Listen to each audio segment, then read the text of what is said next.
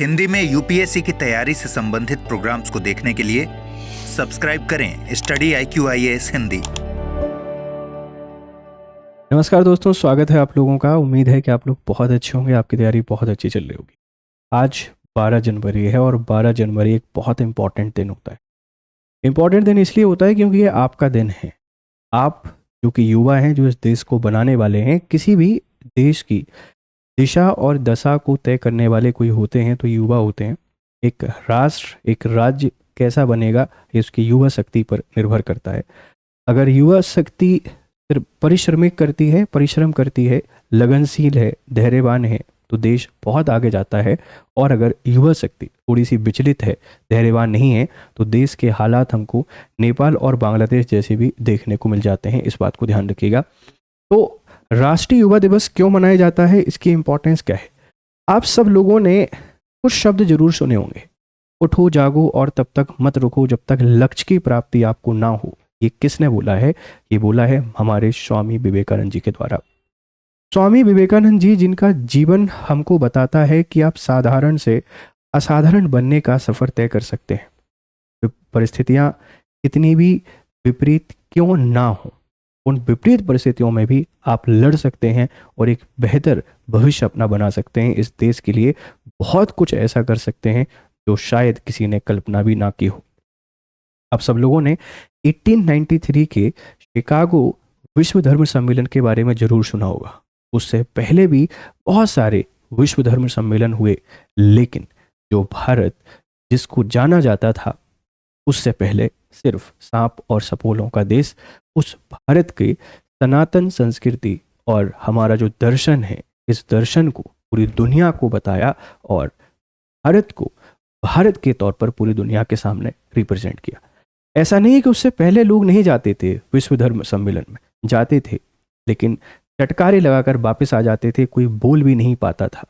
1893 Chicago, और एक ऐसा ओजस्वी बालक जिसने भगवा गेरुआ रंग के वस्त्र पहने हों और देश दुनिया से आए हुए बहुत इंटेलेक्चुअल लोगों के बीच में जाके बात करता है। और जो बहुत फेमस बात कही जाती है, वो फेमस बात यही कही जाती है कि मेरे प्यारे अमेरिकी भाइयों और बहनों, my all brother and sisters of America. जब इस बात को सुना जाता है तो किसी ने सोचा भी नहीं था कि ऐसा कुछ बोला जाएगा। हालांकि सिर्फ ये एक ही बात नहीं बोला उन्होंने बहुत सारी बातें कि आज आप जो देखते हो, जो आपको दिखाई दे रहा है, जो साइंस है, वो सब कुछ हमारे वेदास और हमारे कल्चर में आपको देखने को मिल जाएगा। और उसके बाद फिर ये स्थिति हुई कि विवेकानंद जी, जो पहले बोलने का मौका नहीं मिल पा रहा था, जब पहली बार बोले तो उसके बाद अब सारे के सारे श्रोता सिर्फ इनको ही सुनने के लिए आते थे। और ये भी बड़ा दिलचस्प कहानी है कि जब विश्व धर्म सम्मेलन में जा रहे थे तो जाने के लिए पैसे का बड़ा अभाव था। एक राजा थे, महाराजा खेतड़ी, उन्होंने व्यवस्था की। अमेरिका पहुंच जाते हैं और वह पहुंचने के बाद परेशानियों का सामना करना पड़ता है, कुछ भी करके जैसे तैसे शिकागो पहुंचते हैं। और उसके बाद पूरा जो भारत है, इस भारत की सनातन संस्कृति को पूरी दुनिया में प्रचार प्रसार करने का क्रेडिट फिर हम स्वामी विवेकानंद जी को कहते हैं। और इसीलिए उन्होंने कहा है कि आप स्वयं में पहले विश्वास कीजिए, पूरी दुनिया अपने आप में विश्वास करना शुरू कर देगी। अगर आप कुछ करना चाहते हैं और आपको लगता है कि लोग आपको नहीं करने दे रहे हैं, लोग आपको रोक रहे हैं, प्रकृति आपको रोक रही है, किस्मत आपको रोक रही है, ये सब असफलता के पीछे कारण नहीं है। असफलता के पीछे सबसे बड़ा कारण है कि आपने खुद में विश्वास नहीं किया है। जिस दिन विश्वास कर लेंगे उस दिन सफलता आपके हाथ लग जाएगी। इसी तरीके से इन्होंने एक और स्टेटमेंट दिया है कि उठो जागो और तब तक मत रुको जब तक आपको लक्ष्य की प्राप्ति ना हो। ये स्टेटमेंट बहुत सारी बातें हमको सिखाते हैं। फिर कहा है कि किसी काम में अगर आप कर रहे हो तो पूरा जी जान लगा दो, सब कुछ उसमें लगा दो। ऐसे महान प्रेरणादायी हमारे स्वामी विवेकानंद जी हैं। 12 जनवरी को हम इनके जन्म दिवस के तौर पे मनाते हैं और युवा ने पूरी दुनिया को प्रेरित किया, इसीलिए हम 12 जनवरी को राष्ट्रीय युवा दिवस के तौर पर मनाते हैं। एक महान ओजस्वी, आप इनको संत कह सकते हैं, विचारक कह सकते हैं, दार्शनिक कह सकते हैं, जो कहना चाहे कह सकते हैं। और छोटी सी आयु में, जस्ट 39 ईयर्स में, पूरी दुनिया को वह मैसेज दिया जो शायद हम अपनी पूरा लाइफ स्पेन में भी नहीं दे पाते। 12 जनवरी 1863 को कलकत्ता में इनका बर्थ होता है। और आप सब लोग जानते हैं कि जुलाई जुलाई 1902 में ये हमको छोड़कर चले जाते हैं, सिर्फ और सिर्फ 39 ईयर्स की एज में। आपने बेलूर मठ के बारे में सुना होगा, बेलूर मठ के संस्थापक, रामकृष्ण परमहंस मिशन के संस्थापक, और रामकृष्ण परमहंस इनके गुरु रहे हैं, जो जाने जाते हैं पूरे हमारा जो ईस्टर्न रीजन है इसमें जो शक्ति है या माँ के उपासक के तौर पर। और उनसे ही इन्होंने शिक्षा ग्रहण की, वहीं से सीखा।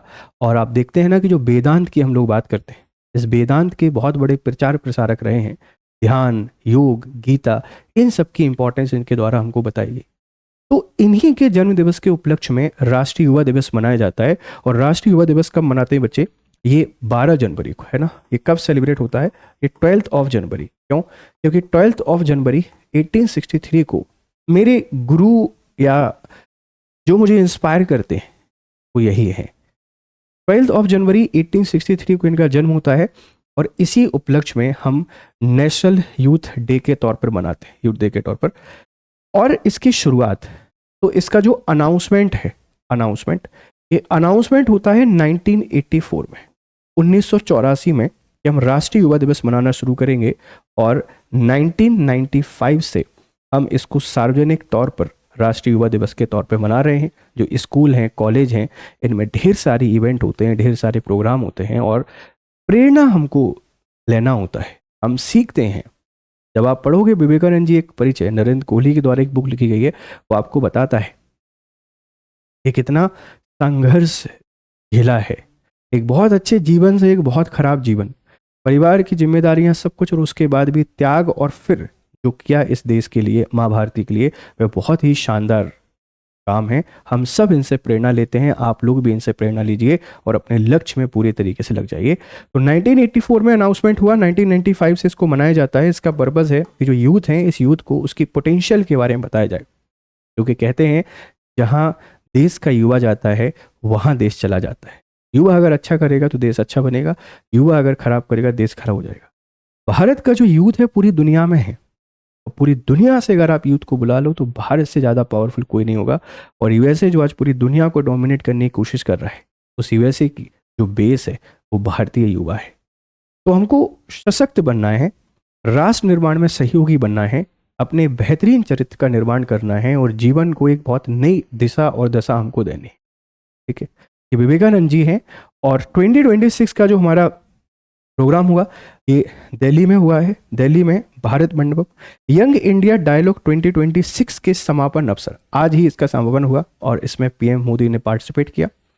और विकसित भारत बनाने का जो लक्ष्य है, उस लक्ष्य के साथ इस साल का जो इवेंट है, इस इवेंट को ऑर्गेनाइज किया गया। आप मुझे बताइएगा 2 सवालों के जवाब।